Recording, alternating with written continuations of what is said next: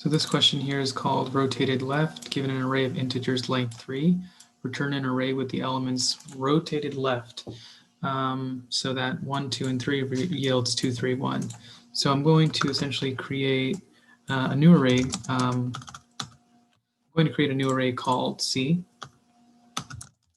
equals int, and it's going to have length 2 because actually it's going to have length 3. It's going to consist of the same number of elements as the original array. But it's just going to have them formatted differently. So the first element in the C array will essentially be, it seems like the first element in the C array, this is the C array for an example, will contain the second element in the array, which is actually the first index. So it's going to essentially be nums of 1, and because that's where the second element is, and nums of the second element in the array, which is actually the first index, is essentially going to be, let's see here. So the second element in the C array is actually the last element in the nums array. And so here we can do nums.length -1, which would give us the last element.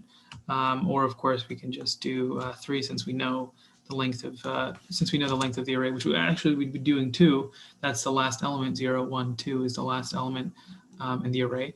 And of course, the last element in our C array will be essentially, it will be nums. And of course, I would say, 1 second here. So it would of course be 0. And after it's all said and done, we're just going to return the C array.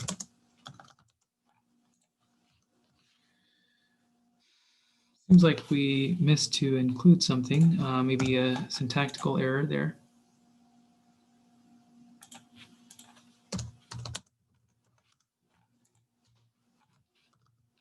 Great.